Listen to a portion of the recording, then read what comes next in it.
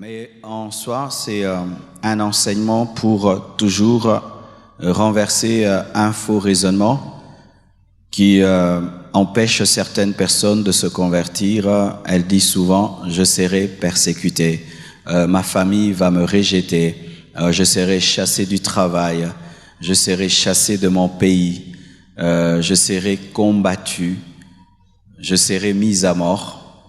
Oui, dans certaines sectes, si tu crois en Jésus-Christ, tu peux être tué. Et si vous allez sur Internet, vous pouvez voir certaines personnes qui ont quitté une religion, qui ont été brûlées vivants devant tout le monde. Il y a des gens qui ont été tués par leurs propres parents et on les a acclamés. Et des persécutions. Je bénis Dieu pour une vidéo qui circule sur le net, une femme ministre qui a refusé de devenir ministre lorsqu'on lui a demandé de prêter serment au nom d'un Dieu qui n'est pas son Dieu. Amen. Et je vous assure, vous savez, quand nous sommes dans un pays où il n'y a pas tellement de persécutions, nous pensons que la conversion est facile pour tout le monde, mais il y a des gens qui sont sérieusement persécutés. Si vous lisez sur l'église de la Chine, l'église en URSS en ce temps, vous allez voir que se convertir pour certains, c'est vraiment accepter la souffrance. Mais pas seulement dans ces nations comme la Russie, Corée du Nord, dans certaines familles aussi, il est interdit de devenir chrétien et surtout pas aller prier dans une église de réveil, surtout pas aller prier dans une église de réveil. Et une telle personne peut te dire, toute ma famille, depuis que nous sommes nés, nous prions dans telle religion, croire en Jésus-Christ et commencer à prier avec toi dans une église réveillée va m'amener beaucoup de problèmes. Qu'est-ce que tu peux dire à une telle personne? Lorsque nous lisons Matthieu 13, versets 20 à 21, c'est l'explication d'une parabole. Jésus-Christ, en train d'enseigner sur la manière dont les hommes se comportent face aux Écritures, parle de plusieurs sortes de terres. Il parle d'une terre qui a des épines, il parle d'une sémence qui est tombée au bord de la route, mais il parle également d'une sémence qui est tombée dans un endroit pierreux. Et vous savez, lorsque une terre est rocailleuse, lorsque la sémence tombe, elle ne peut pas aller en profondeur parce que la solidité du roc l'empêche de s'enraciner en profondeur. Ainsi, cette sémence qui tombe dans une terre rocailleuse, en peu de temps, commence à remonter parce qu'il faut d'abord que les racines aillent très très loin pour que tout d'un coup l'arbre commence à monter. Mais avec cette terre rocailleuse, à peine la sémence est plantée, qu'on voit déjà une petite tige qui commence à monter et on est très heureux, c'est allé très très vite. Mais Jésus-Christ précise que cette vitesse, c'est une joie, mais une joie sans profondeur, car il dit, mais celui qui a reçu la sémence dans les endroits pierreux, c'est celui qui entend la parole et la reçoit aussitôt avec joie, mais il n'a pas de racine en lui-même. Il manque de persistance et dès que survient une tribulation ou une persécution à cause de la parole, il y trouve une occasion de chute. C'est une personne qui peut croire lundi et abandonner mardi.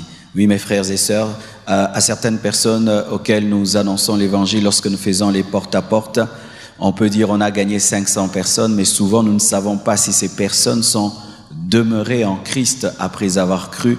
Ce qui fait que des fois, il nous est arrivé de tenir des croisades d'évangélisation. Je me souviens, il y a très très longtemps, il y a eu, je crois, peut-être 400 personnes qui se sont converties. Mais lorsqu'on est allé chez elles, malgré qu'elles avaient donné des adresses pour leur inviter à l'église pour être baptisées, formées, il y a certaines qui ont nié être venues à la croisade, parce qu'après, il y a eu une persécution. C'était une terre rocailleuse qui avait reçu la parole. Alors, de la même manière que le laboureur qui a de la connaissance dans le domaine de l'agriculture sait que s'il sème dans une terre rocailleuse, ce sera pour rien parce que tout ce qui va pousser sera brûlé par le soleil. Alors, qu'est-ce qu'il fait? Au lieu de s'aimer et de se contenter d'une récolte rapide, il va plus défricher, labourer la terre, enlever les pierres pour trouver la bonne terre. Et lorsque tu vas évangéliser, alors il faudrait que tu enlèves les rocs qui peuvent empêcher à la parole de s'enraciner.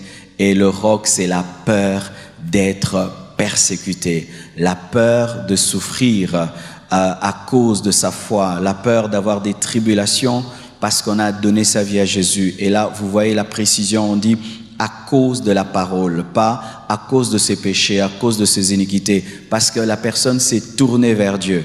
Bizarrement, dans certains milieux, dans certaines familles, un enfant peut aller tous les jours en boîte, chaque samedi en boîte, les parents ne vont jamais créer des problèmes.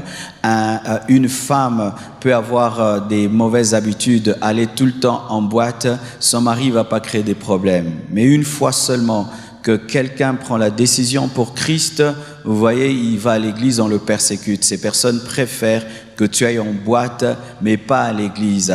Un parent peut avoir un enfant qui est mauvais, qui vole, qui ramène des filles à la maison, mais tu ne vois pas le parent se mettre en colère.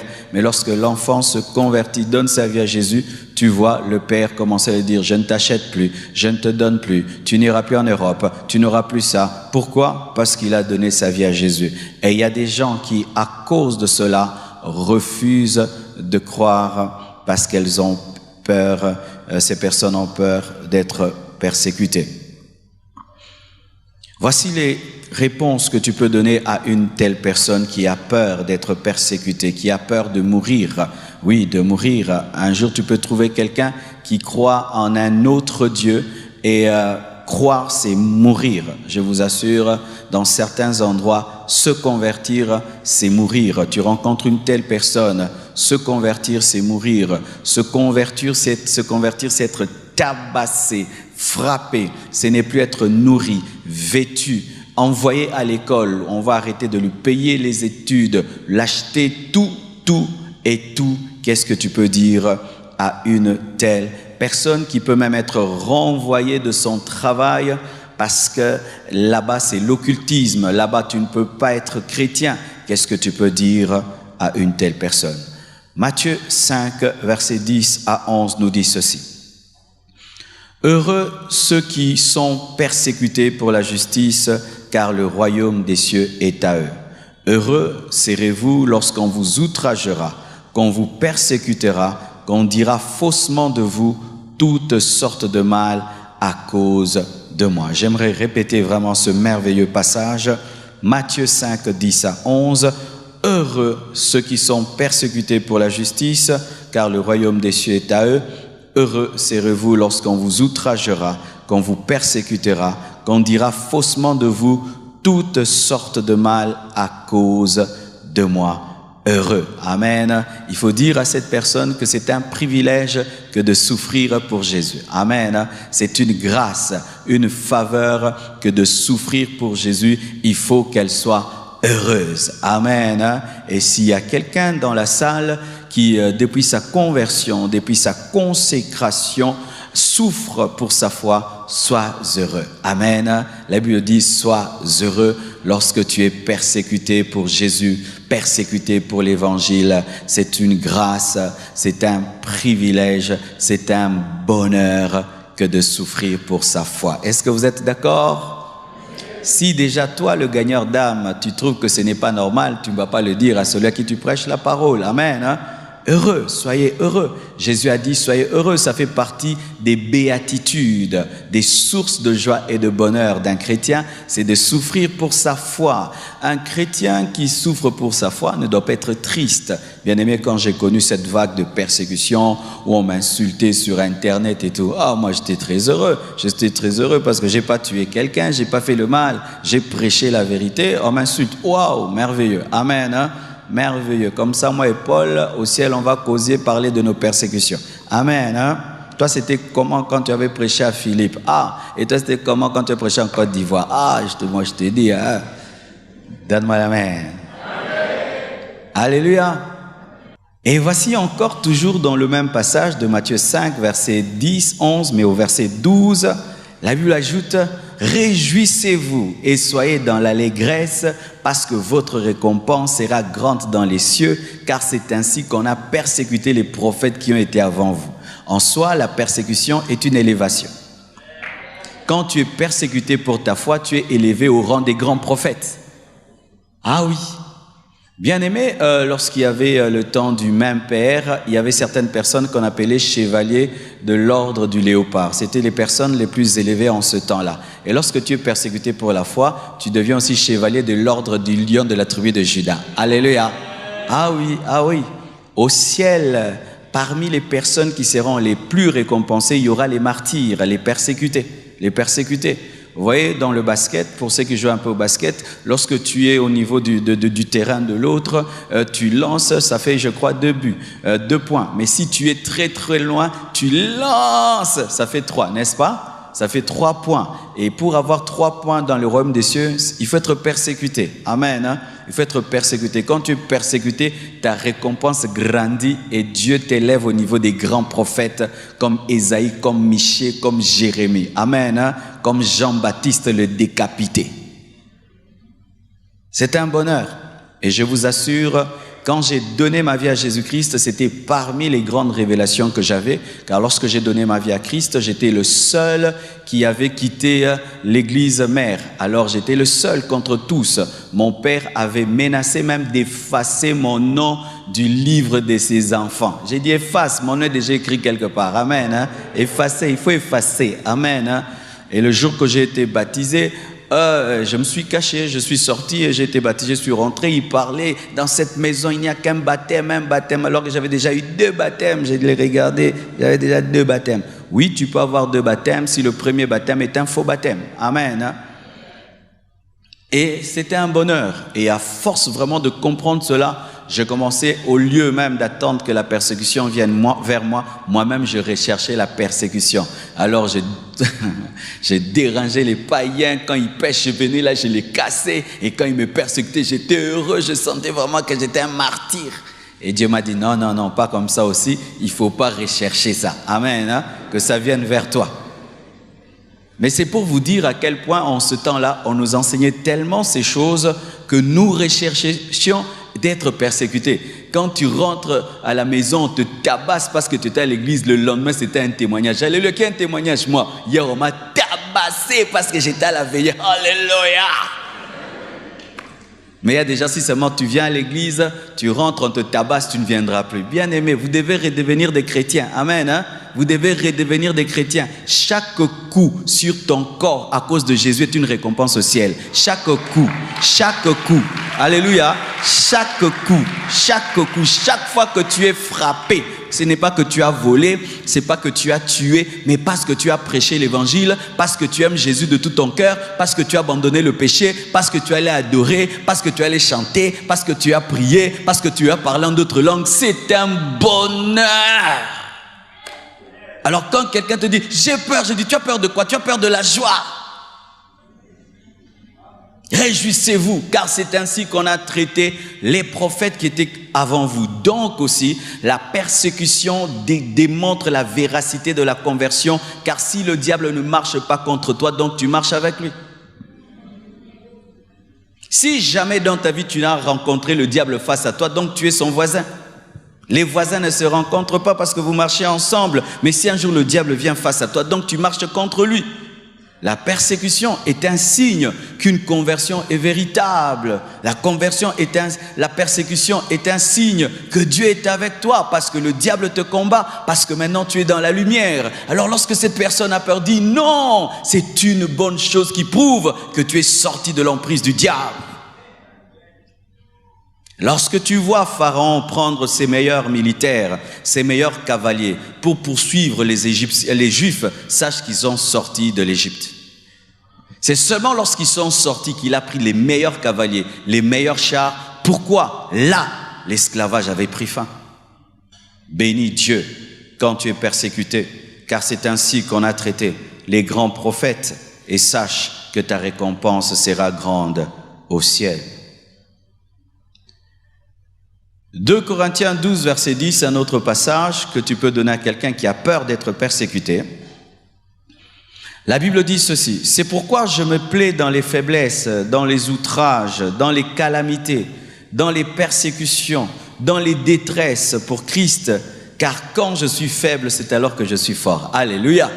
Écoutez Paul, je me plais dans la faiblesse, je me plais dans les outrages, je me plais dans les calamités, je me plais dans les persécutions, je me plais dans les détresses pour Christ, car quand je suis faible, c'est alors que je suis fort. La persécution invite la puissance, l'onction. Alléluia. La persécution invite la faveur. Et je vous dis, c'est la vérité. Lorsque quelqu'un est persécuté pour sa foi, la puissance de Dieu s'intensifie dans sa vie. C'est alors qu'il pouvait prier et il y a des tremblements de terre dans une prison et ils sortent. Alléluia. Lorsqu'une personne a peur d'être persécutée, dis-la, cette faiblesse attirera la puissance de Dieu dans ta vie, l'onction dans ta vie. Imagine dans une maison de 20 personnes, vous êtes tous contre quelqu'un. Pourquoi? Parce qu'il a abandonné la prostitution. Vous êtes tous contre quelqu'un parce qu'il ne fume plus, parce qu'il ne veut plus voler, parce qu'il ne veut plus le fétiche. Qu'est-ce que ça fait? Comme il est rejeté, la faveur de Dieu va se concentrer sur sa vie. Parce que Dieu est le Dieu des faibles. Il est le Dieu des faibles. Et on te tape, pourquoi? Parce que tu as jeûné. On t'insulte, pourquoi? Parce que tu refuses de te prostituer, bien-aimé. On te chasse du travail parce que tu as refusé de faire un pacte avec le diable. La faveur de Dieu est sur toi. C'est pourquoi Paul se plaisait à cela, parce que c'était la source de sa puissance, c'était la source de son onction, c'était la source de la faveur. Et dans 2 Timothée 3, versets 10 à 11, lorsque Paul écrit à son disciple, fils spirituel Timothée, il ne lui parle pas seulement des croisades, des miracles et des prodiges que Dieu a accomplis au travers de son ministère, mais écoutez ce que Paul est en train de raconter à Timothée, son fils. Il lui dit, dans 2 Timothée 3, versets 10 à 11, « Pour toi, tu as suivi de près mon enseignement. » Waouh, la doctrine. « Ma conduite, mes résolutions, ma foi, ma douceur, ma charité, ma constance, mes persécutions. » Paul n'avait pas qu'un héritage d'enseignement, de discipline à léguer à Timothée, mais aussi un héritage de son attitude dans la persécution. Car il faut aussi que ceux que tu diriges voient comment tu te comportes quand tu es persécuté pour ton ministère. Ah oui, cher homme de Dieu, c'est bien de servir Dieu quand tout le monde est pour toi et on regarde le pasteur est heureux parce que tout le monde croit en lui. Mais qu'on t'insulte dans la ville, qu'on dise que tu es magicien alors que tu n'es pas magicien, qu'on dise du mal de toi et tu remontes sur la chair et tu prêches, là tu as encore prêché davantage. Car c'est facile de servir Dieu lorsque tout va bien. Mais quand tout va mal, c'est alors là que se révèlent les vrais appelés de Dieu.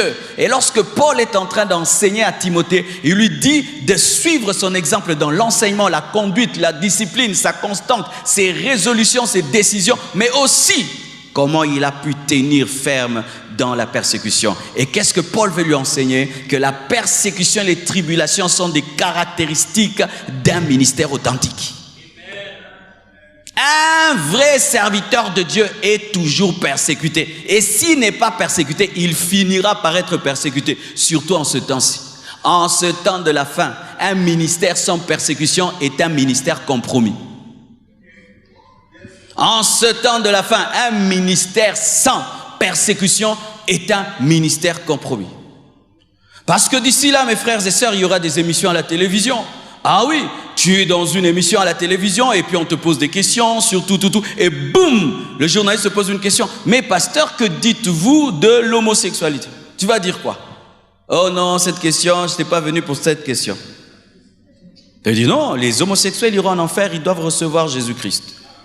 Oh, même si le propriétaire c'est un homosexuel, lui aussi. Et s'il sort de son bureau et dit, qu'est-ce que tu as dit? Je te l'aurais dit que tu iras en enfer si tu ne te convertis pas. Oh, tu ne feras plus des émissions. C'est ce qui arrive maintenant aux États-Unis. Aux États-Unis, vous remarquez des grands prédicateurs qui peuvent prêcher motivation, succès, prospérité, abondance. Dans leurs églises, il y a réellement des homosexuels comme ça, connus. Tu vois, cette sœur-là se comporte comme un homme. Tu vois, les deux filles-là couchent ensemble. Les deux hommes couchent ensemble. Mais tu vois, ils ne savent pas parler. Et le ministère va bien. Il y a même des journaux, le grand pasteur des États-Unis, le grand pasteur. Quand le monde commence à dire que tu es grand pasteur, tu es devenu un petit pasteur.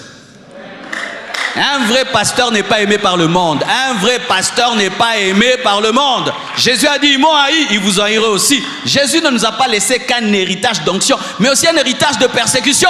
Vous serez persécutés. Promesse de la parole. Est-ce que je peux dire? Vous voyez le diable, lorsqu'il vient dans la vie d'un homme, il dit tout ira bien. Mais Dieu, lorsqu'il vient dans ta vie, te dit, il y aura des combats, des persécutions, mais je serai avec toi. J'aime la sincérité de Dieu. Amen. Hein? Il est comme un bon mari qui te dit, je t'aime, mais je passerai par des moments difficiles. Est-ce que tu m'aimes quand même? Mais celui qui te dit, je vais t'acheter la tour Eiffel, là c'est un voyou. Et le diable vient te dire, tout ira bien, alors que tout ira mal. Mais Jésus te dit, tu seras persécuté à cause de moi. Il te le dit dès le départ. Lisez la Bible sur l'appel de Paul. Il lui dit, tu souffriras pour moi. Alléluia. C'est pourquoi je ne crois pas en ces prophéties-là. Oh, Dieu m'a dit que je vais le servir et je serai riche. Ça, c'est quel genre d'appel? Lisez la Bible de Genèse, Apocalypse. Est-ce qu'un seul pasteur, apôtre, a été appelé comme ça? Viens me servir, tu seras riche. Oh! C'est quand tu vois quelqu'un sert Dieu après 10 ans, je ne vois rien, pourquoi? J'ai pas de voiture et de maison. Est-ce que Dieu t'avait promis une voiture, une maison? Il t'a promis de sauver les âmes, de former des disciples. Et Dieu peut te donner des maisons, il peut te donner des voitures, mais s'il te donne pas, ce n'était pas ça ton appel. Là, ce ne sont que les accessoires de l'appel. C'est comme ce micro, je peux enlever ce chiffon, c'est toujours un micro. C'est ça les voitures, les maisons chiffon. Alléluia. Bien-aimé, la persécution fait partie de la vie chrétienne. Prêcher aux âmes sans les préparer à la persécution, ce n'est pas l'évangile.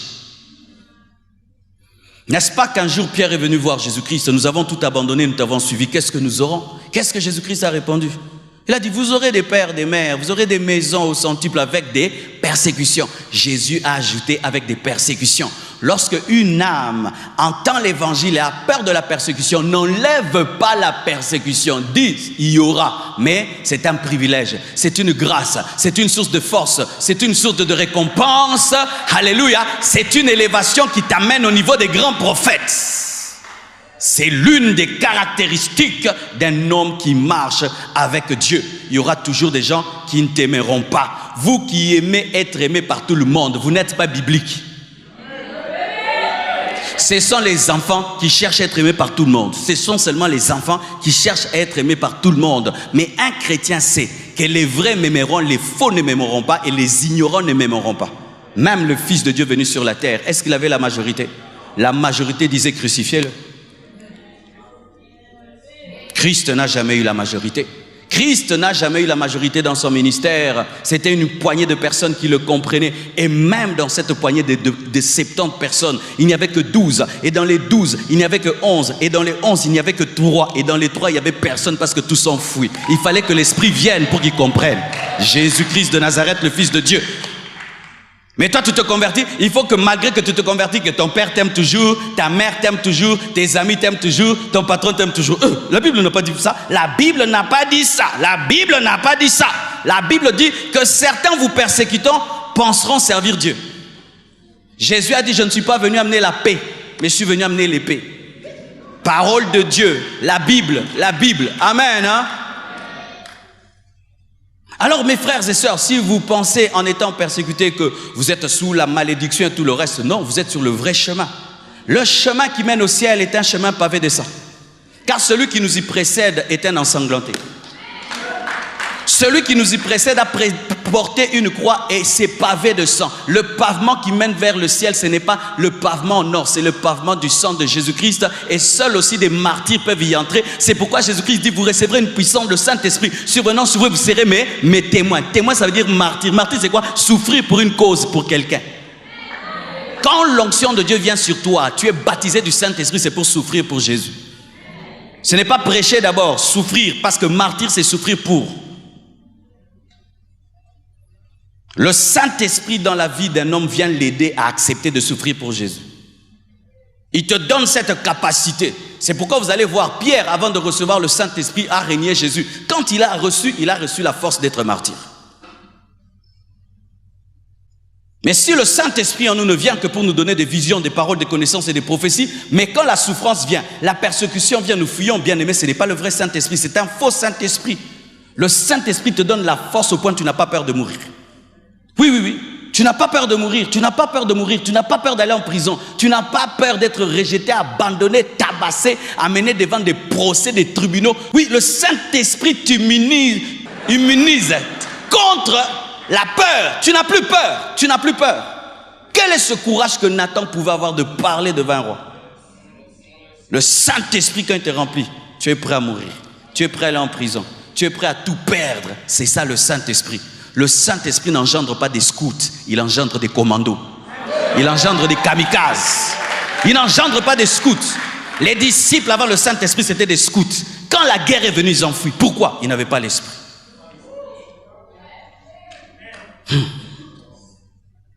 Et je vous assure, vous devez le faire, sinon vous passerez à côté de votre destinée. Lorsque je commençais à prêcher à l'université, pendant la récréation, et on n'avait pas de micro, il fallait crier fort. Des fois, m'interpeller. Tounas, viens. Ici, ce n'est pas une croisade d'évangélisation. Et si tu es venu pour étudier? Oui, recteur, je suis venu étudier, mais je suis aussi venu témoigner ma foi. Mais non, ici, tu es venu seulement étudier. Oh, est-ce que tu empêches aux autres, quand ils viennent, ils ont aussi des copinages, mais ils étaient venus étudier, mais ils ont aussi des copines. Maintenant, moi aussi, je suis venu étudier, mais je drague aussi pour les gens, pour que les gens croient en Jésus. Et ils draguent, moi aussi, je drague. Et ils draguent en parlant d'eux. Moi, je drague en parlant de Jésus. Jésus t'aime, Jésus t'aime. Alors, empêche-les aussi l'impudicité pour m'empêcher de prêcher. Oh, nous sommes venus ici étudier. Est-ce que les gens à l'université n'étudient? Ils étudient seulement. D'autres vendent les papiers, d'autres des beignets, d'autres des gaufres. Maintenant, moi, je prêche Jésus. Alléluia. Oh non, si tu continues à prêcher, on va te chasser d'ici. Alors ça va, tu fermes la bouche, tu ne prêches pas à l'université parce que tu as peur d'être chassé. Non, non, non. Tu prêches. S'il te touche, on l'enlève. Il tombe malade, il meurt.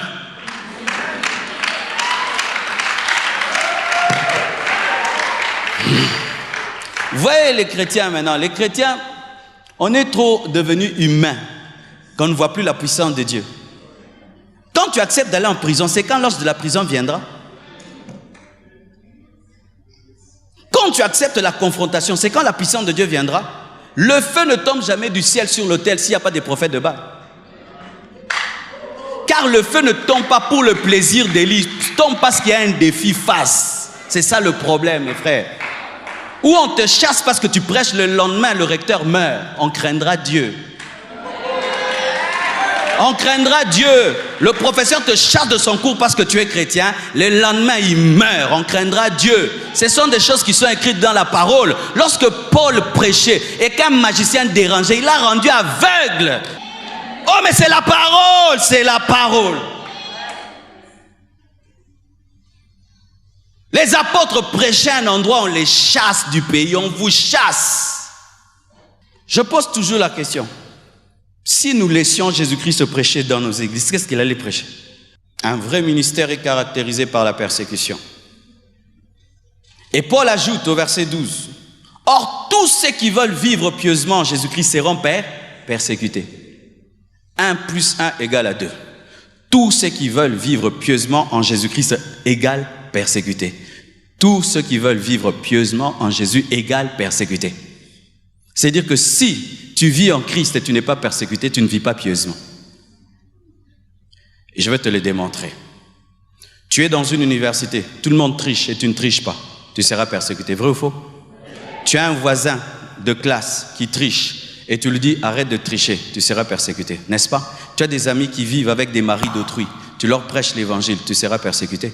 Tout le monde vole là où tu travailles et toi tu es contre le vol, tu seras persécuté. Les membres de ta famille servent des faux dieux et toi tu prêches le vrai Dieu, tu seras persécuté. Même nous en tant que pasteur, Tout le monde prêche, hein, démon, démon, démon, prospérité. Toi, tu prêches la repentance, tu seras persécuté. Combien de gens désirent que j'abandonne Dieu? Combien de gens désirent un scandale dans ma vie? Qui vont faire même des veillées de louanges et d'adoration parce que tu as abandonné Dieu. Combien de portes se sont fermées? Combien d'églises dans lesquelles je ne peux même plus tenir un micro? Pourquoi? Parce que si tu prêches, tu vas faire que le partenaire là puisse se quitter parce que tu vas dire à son partenaire qu'il est adultère, qu'il est impudique. C'est normal. Quand tu es persécuté, c'est normal. C'est la vie chrétienne de quiconque cherche à vivre pieusement. Soit tu vis dans la compromission et tout ira bien pour toi. Mais si tu choisis le chemin de la piété, tu seras persécuté. Et d'ailleurs là, l'Esprit même me dit de parler à l'église. Tu sais, même à l'église, tu n'as pas trop de problèmes. Pourquoi? Tu es un chrétien compromis. J'ai remarqué que même dans les églises, nous avons des fausses paix et des fausses unités parce que nous laissons même les frères à l'église pécher devant nous. Si tu deviens dans cette église un frère qui ne permet pas les bêtises, tu seras persécuté. Alors nous sommes des chrétiens compromis. Nous ne sommes pas des michés qui parlons dans l'église du péché. Parler du péché dans l'église, ce n'est pas seulement monter à la chair et dire des choses. Une sœur s'habille mal, tu la cherches, ma sœur. Pourquoi tu t'habilles mal? Tu seras persécuté. Quelqu'un vit mal, tu lui parles dans l'église, entre vous, dans un groupe de 2 personnes, de 3 personnes. Quelqu'un parle du mal du pasteur, tu dis tu es un rebelle, tu es un hypocrite. Tu parles comme ça du pasteur quand il n'est pas là, mais quand tu es devant lui, pasteur. Mais vous vous couvrez entre vous des péchés et des péchés et des péchés. C'est pourquoi vous êtes en paix. Certaines paix que vous avez à l'église sont charnelles. Sont charnelles. Est-ce que dans cette église, tu as la réputation d'être un homme consacré? Par un contact avec toi. Un contact avec toi, tu ramènes les gens sur le chemin ou tu tolères des choses. Les gens peuvent faire des choses autour de toi. Tu ne dis rien. Pourquoi? Tu n'aimes pas les problèmes. Voilà des chrétiens qui n'aiment pas des problèmes. C'est écrit dans la Bible des chrétiens qui n'aiment pas des problèmes. Des chrétiens paisibles. Non, c'est écrit où? Bien aimé, on te nomme rien que roulage. Si tu veux être un bon roulage, tu seras persécuté. Vrai ou faux? Tu vas arrêter tous ces gens qui roulent sans permis de conduire, n'est-ce pas? Tu vas créer des embouteillages et on va se fâcher contre toi. Tu vas arrêter même le général, le colonel qui a brûlé le feu rouge, n'est-ce pas? Mais comme tout le monde veut la paix, c'est pourquoi il y a le désordre. Comme tout le monde veut la paix, même dans l'église, c'est pourquoi il y a le désordre. Le jour où nous serons davantage unis à la vérité qu'aux hommes, bien aimés, nous serons persécutés. Ainsi, frères, sœurs, une église peut être constituée de plusieurs personnes, mais il y a peu de disciples de Jésus. Il y a peu. Sachez que le sel, en quantité, est peu nombreux par rapport à la marmite. Et quand on dit que nous sommes les sels de la terre, donc nous sommes un reste, une petite poignée, mais qui peut influencer les autres.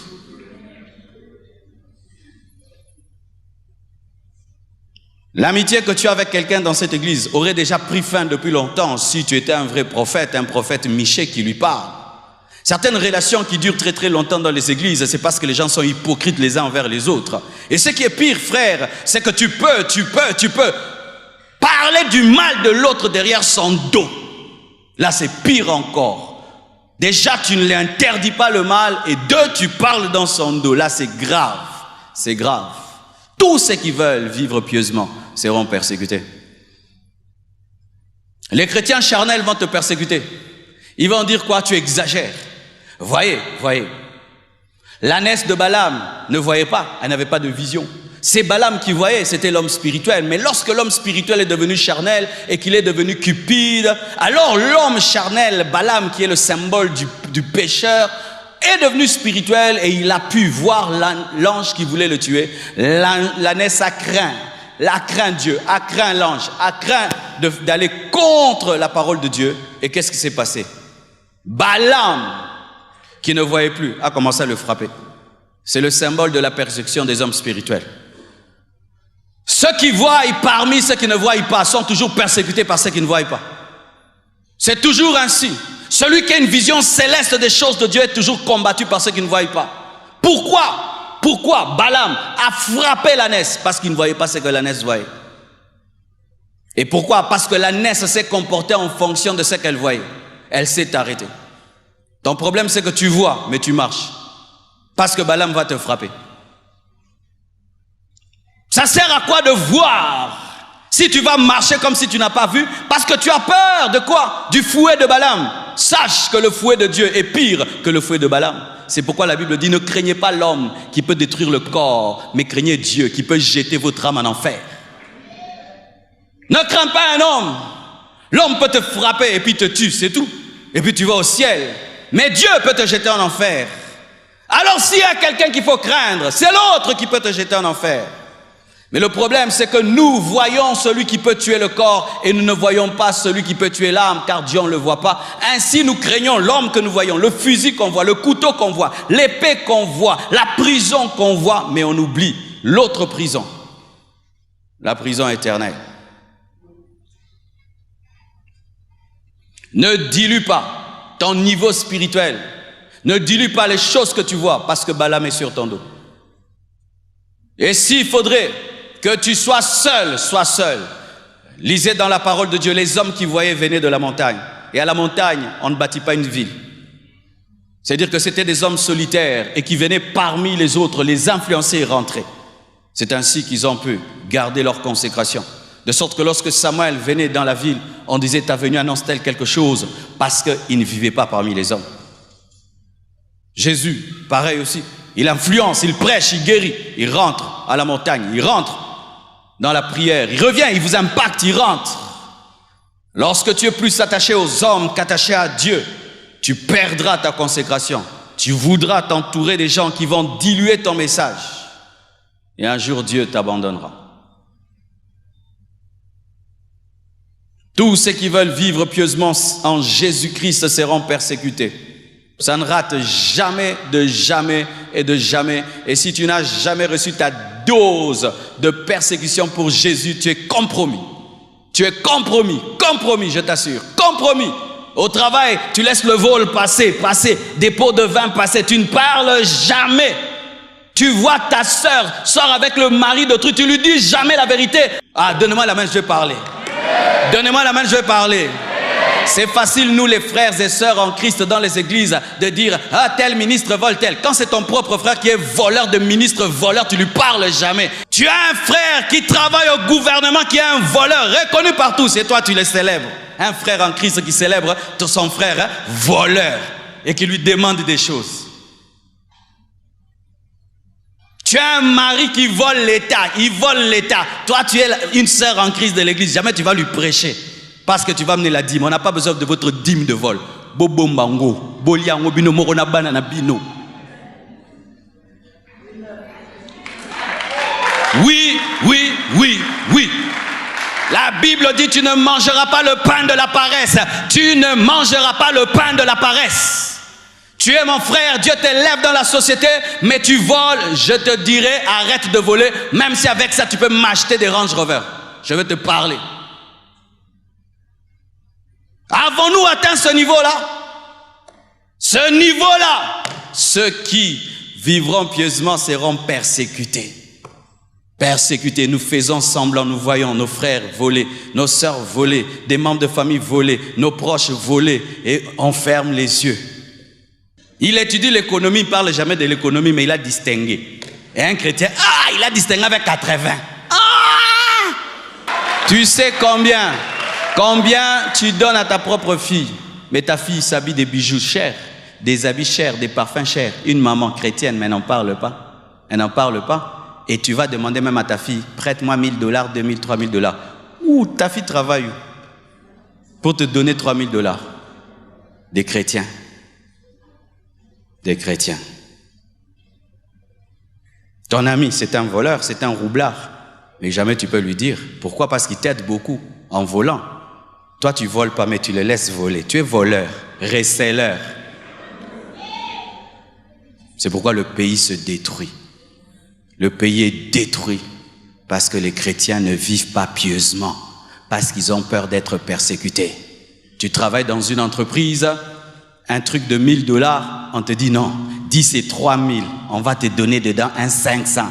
Tu fais un truc de 3000 et ça passe. Chrétien, tu refuses. Tu quittes le poste, on mettra un voleur. Quitte le poste. Va au ciel pauvre. Oui, on doit prêcher ça. On doit prêcher ça. Va au ciel pauvre.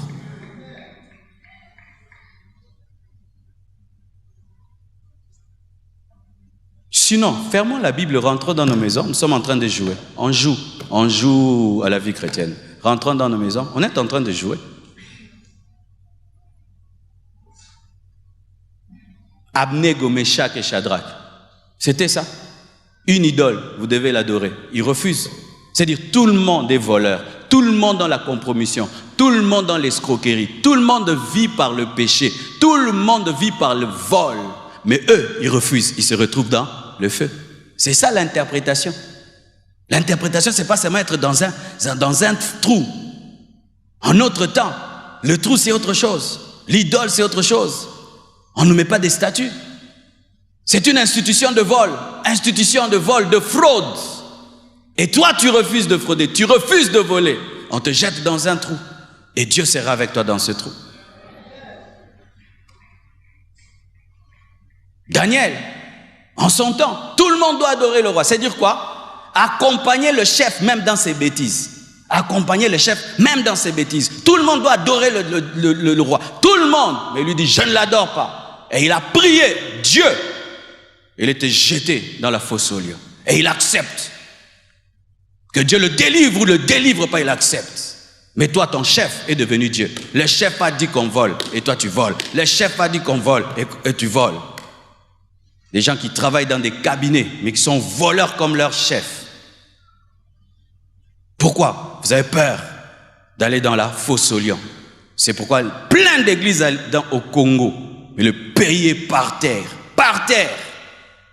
Parce que les chrétiens ne sont pas prêts à souffrir pour leur foi. Et je vous assure, cette femme-là, ministre, qui a refusé d'être ministre pour la foi, elle n'a pas fait ça, elle n'a pas fait pour elle-même. Elle est un signe pour cette génération. Oui. Comme la Bible, vous serez des signes et des présages. Par elle, Dieu nous a giflés, nous tous. Dieu nous a giflés tous. Elle n'a pas refusé un poste ministériel pour sa foi. Waouh! À la télévision, avec toutes les conséquences qu'il peut avoir. En plus, une femme. Combien d'argent elle allait rater? Combien de pouvoir? Combien d'influence? Même si après on lui a dit de signer. Elle était prête, même si on ne la rappelle pas, elle part. Alléluia. L'accomplissement de la parole, ce n'est pas seulement quand on fait des miracles et des prodiges. C'est quand si tu es persécuté pour ta foi. Tu souffres pour ta foi. Dieu a plusieurs manières de me donner l'argent. Je n'ai pas besoin de me compromettre pour avoir l'argent. Je n'ai pas besoin de me compromettre pour avoir l'argent. Tu n'as pas besoin de te compromettre pour avoir l'argent. Tu n'as pas besoin de vendre l'alcool pour avoir l'argent. Évoluons pour terminer. Écoutez ce que la Bible dit. Dans 1 Pierre 3, verset 17. Car il vaut mieux souffrir, si telle est la volonté de Dieu, en faisant le bien qu'en faisant le mal. Car il vaut mieux souffrir, si telle est la volonté de Dieu, en faisant le bien qu'en faisant le mal. Bien-aimé, c'est très mal que de souffrir parce que tu fais le mal. Si tes souffrances et tes persécutions proviennent de ton mauvais caractère, ne mets pas ça sur le dos de la persécution. Il y a certains, ils ont un mauvais caractère, un mauvais comportement, vous avez des problèmes avec tout le monde, et puis vous dites, vous êtes persécuté. Non, non, non, là tu n'es pas persécuté, là Dieu te brise. Amen. Hein? Ah oui. Car des fois nous mettons ça, tu voles et tu as des problèmes, tu es orgueilleux, tu as des problèmes, tu as tel défaut, tu as des problèmes, et puis tu dis on me persécute. Là, ce n'est pas la parole. C'est seulement lorsque tu fais le bien, tu fais la volonté de Dieu que tu es persécuté, que ça t'engendre une récompense. Et tu dois t'en réjouir, car tu ne souffres pas parce que tu as fait le mal, mais tu souffres parce que tu as fait le bien.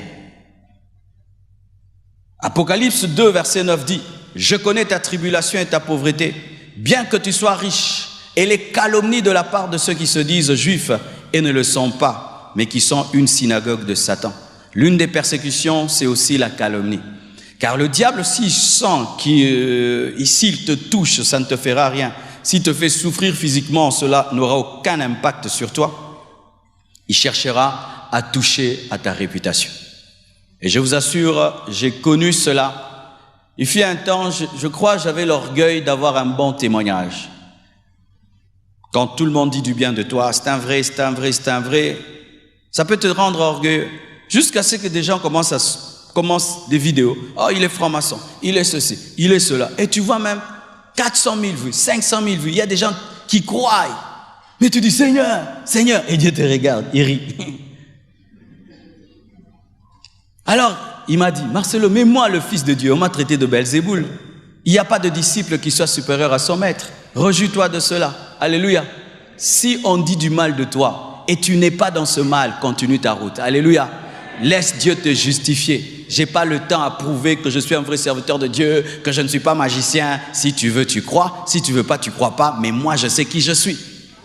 Alléluia. Calomnier.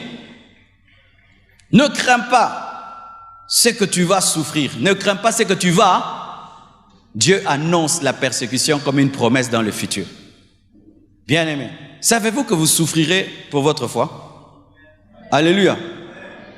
Je n'ai pas besoin de prophétie, je sais qu'un jour à cause de mes prédications, j'aurai des problèmes. Je sais qu'un jour à cause de ma foi, j'aurai des problèmes. Je sais. Et quand ça arrive, tu n'es pas étonné, tu t'étais déjà préparé. C'est pourquoi la Bible dit, armez-vous de la pensée de souffrir. Tu dois t'armer de la pensée de souffrir. Qu'un jour, je peux avoir des problèmes dans mon travail parce que je suis honnête. Je peux avoir des problèmes dans ma famille parce que je refuse de faire comme tout le monde. Je peux avoir des problèmes avec ceci parce que je veux la vérité. Et quand tu es préparé, le jour où le mal arrive, tu n'es pas étonné et tu n'es pas pris en surprise. Ton cœur s'est déjà préparé à cela. Lorsque Paul a commencé à souffrir dans le ministère, il n'était pas étonné car dès lors qu'on l'a appelé, on lui avait déjà dit qu'il souffrira. Alléluia.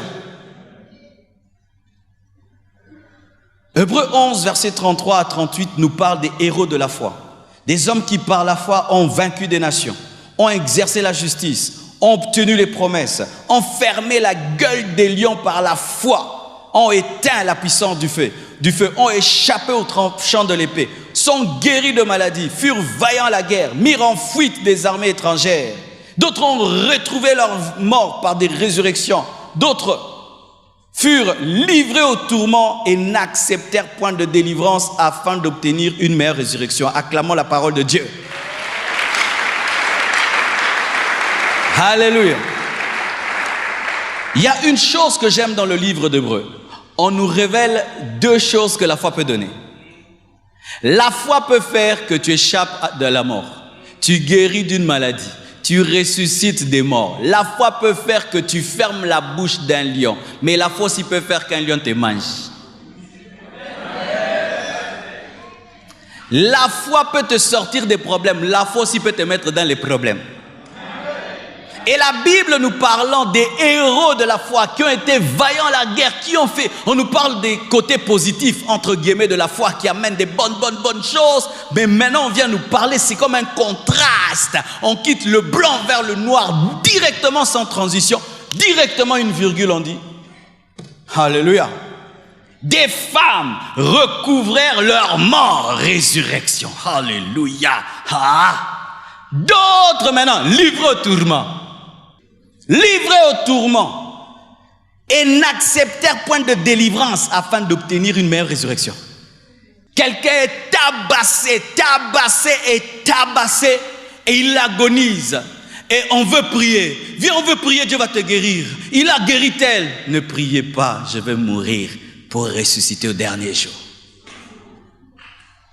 C'est ça des chrétiens. Un vrai chrétien vit sur la terre mais au ciel. Il a des problèmes. Dieu veut le libérer. Et il dit non. C'est comme ça qu'une grande servante de Dieu est morte. Elle priait pour les autres. Les cancers disparaissaient. Les aveugles voyaient. Les sourds entendaient. Elle est tombée malade. Tous les grands hommes de Dieu sont passés prier pour elle. Et puis le médecin a dit, j'ai remarqué qu'elle ne veut pas être guérie. Et on vient lui dire, on veut prier. Elle a dit non, je vais rentrer au ciel. J'ai trop travaillé. C'est bon. Laissez-moi tranquille. Alléluia.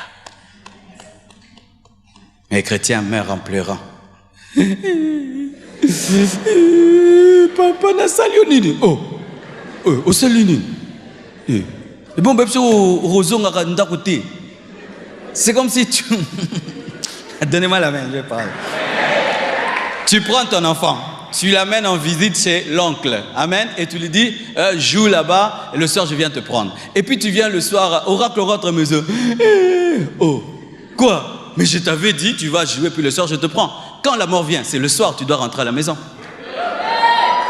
Est-ce que vous croyez ça? Ou vous aimez tellement la maison de l'oncle?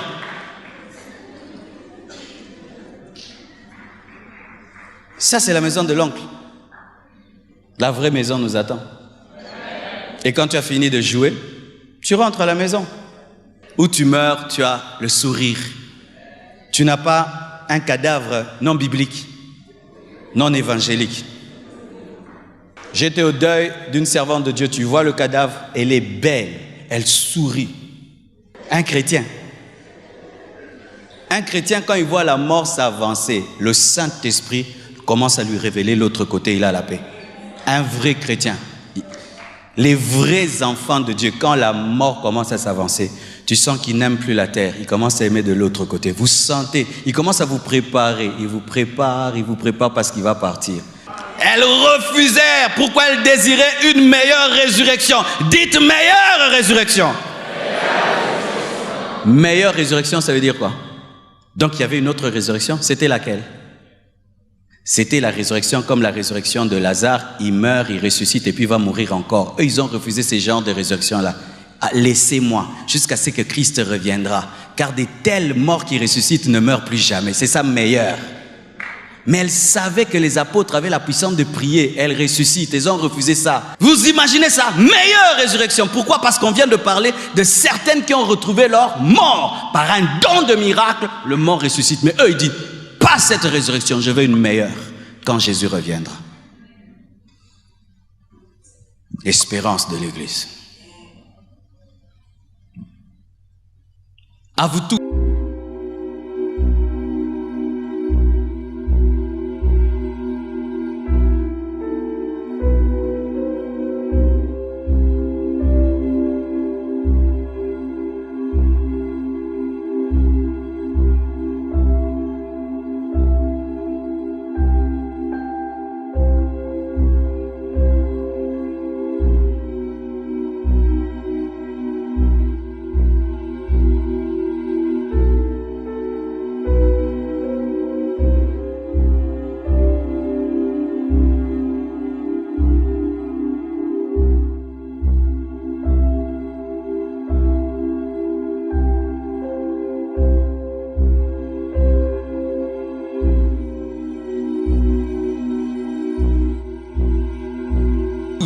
Qui, lorsque vous êtes persécutés, vous commencez à croire que vous avez fait beaucoup pour Dieu.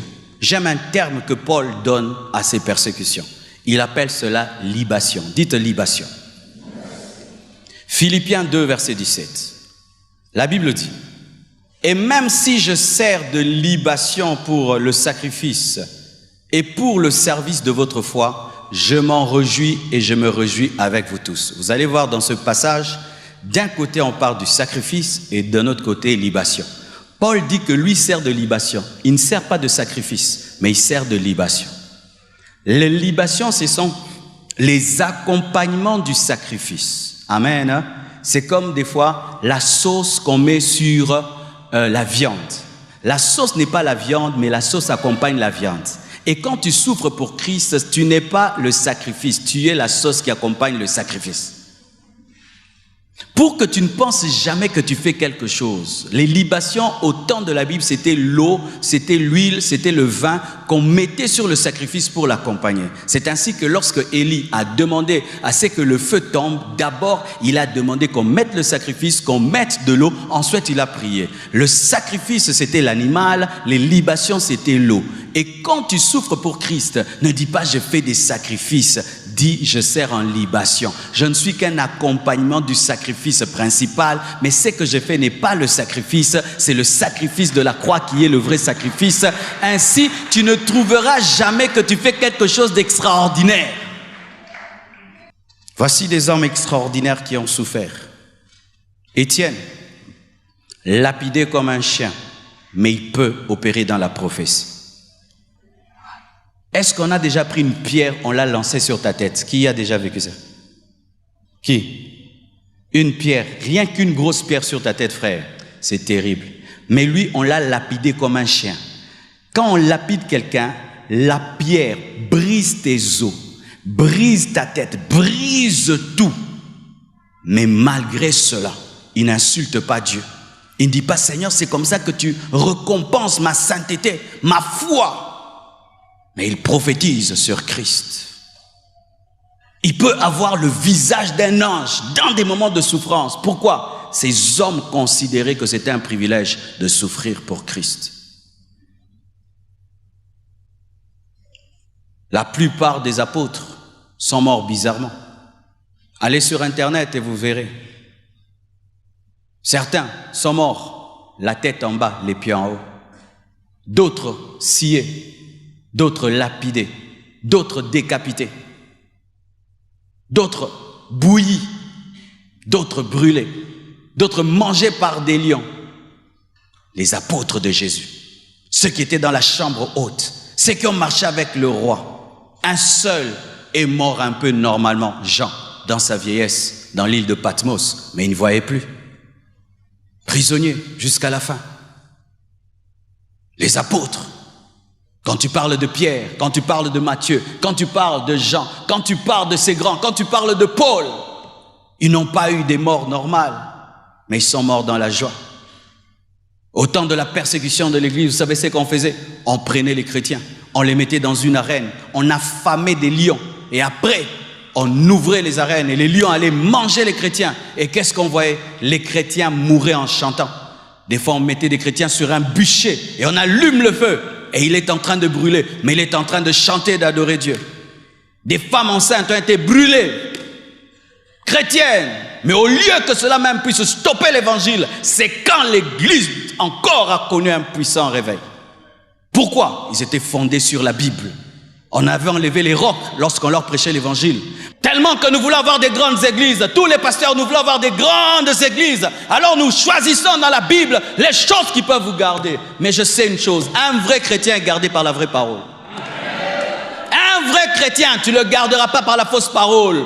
Pendant que je prêche, je connais qu'il y a des vrais chrétiens, des faux. Mais le vrai chrétien, il entend la voix du Père, la voix de l'Esprit, dans son esprit. Bien-aimés frères et sœurs, je me souviens alors que j'étais à l'église. Moi, ce que j'aimais, c'est quand des prédicateurs prêchaient des choses comme ça. J'étais un enfant et j'étais nourri là. Et ils ne pouvaient même me connaître qui j'étais, insignifiant comme tout. Mais ils m'ont nourri. Et je préfère nourrir un vrai enfant de Dieu ici, qui demain peut amener un réveil dans le monde entier. Alléluia. Que te tromper et te mentir. Te tromper et te mentir. Car la qualité de la sémence détermine le résultat. Et je vous dis, c'est ça la parole, c'est ça la vérité. La vraie foi engendre des persécutions. Dites-le aux gens à qui vous prêchez la parole. Arrêtons lorsque nous présentons Jésus de ne présenter que des bons côtés comme si nous étions une entreprise publicitaire. Savez-vous que beaucoup de publicités cachent des choses? Quand on fait la publicité d'une pâte dentifrice, on ne dit pas aux gens que ça donne aussi des cancers. Vous savez ça? La pâte dentifrice donne des cancers. Vous savez que le coca donne des maladies. Mais ils ne disent pas ça. Ils te montrent seulement que ça va désaltérer ta soif. Et des fois même dans l'église, nous sommes ainsi. Nous présentons des côtés de Christ qui peuvent être consommés par l'homme moderne. Mais nous ne présentons pas l'autre côté qui peut engendrer la persécution. Alors que Jésus n'est pas nuisible, même dans les facettes qui nous blessent.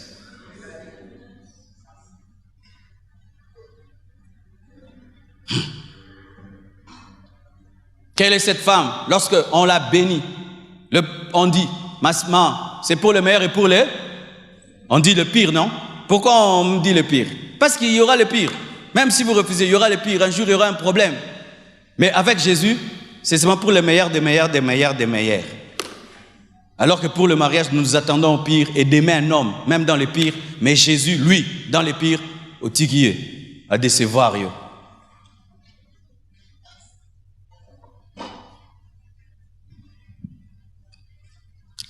Lorsque j'étais persécuté,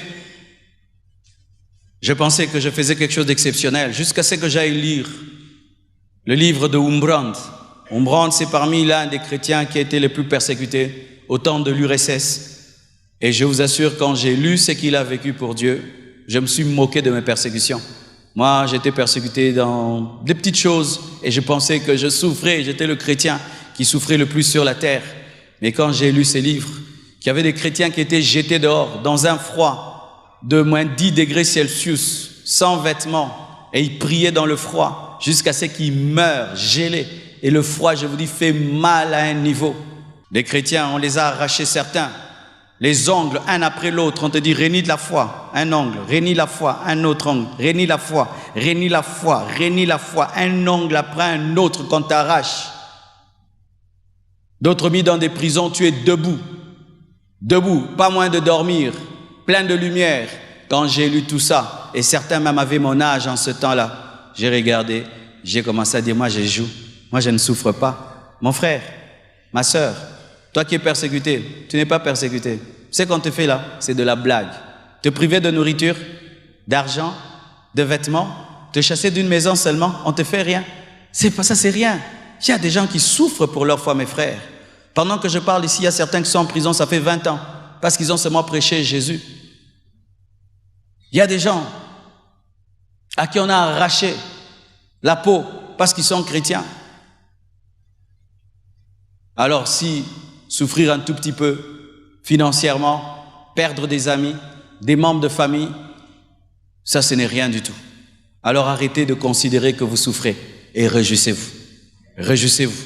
C'est un privilège que de souffrir pour Christ. C'est pourquoi avec Paul je dis dans Romains 8, 35, qui nous séparera de l'amour de Christ? Serait-ce la tribulation, ou l'angoisse, ou la persécution, ou la faim, ou la nudité, ou le péril, ou l'épée? Rien ne nous séparera de l'amour de Dieu, manifesté en Jésus-Christ notre Seigneur. Acclamons la parole du Seigneur. Oh, gloire à toi, gloire à toi, gloire à toi, gloire à toi. Rendons grâce à Dieu pour sa parole. Prions au nom de Jésus. Seigneur, je prie que tu fortifies ton peuple, comme tu as fortifié l'Église primitive dans les moments de persécution, de sorte qu'ils pouvaient brûler en chantant, ils pouvaient être décapités, dévorés en chantant et en te célébrant. Père éternel, Dieu de gloire, je prie que tu aides tes enfants. Fais de nous une armée, fais de nous des hommes attachés à ta parole, en dépit de temps et des circonstances. Et aide-nous lorsque nous prêcherons la parole, de présenter Christ dans sa totalité. De présenter Christ dans sa totalité. Seigneur Dieu de gloire, fortifie celui qui est devenu faible, celui qui veut reculer à cause des moments difficiles. Donne-lui la capacité de continuer d'avancer. Je te remercie. Je te rends grâce car tu l'as fait, tu l'accomplis.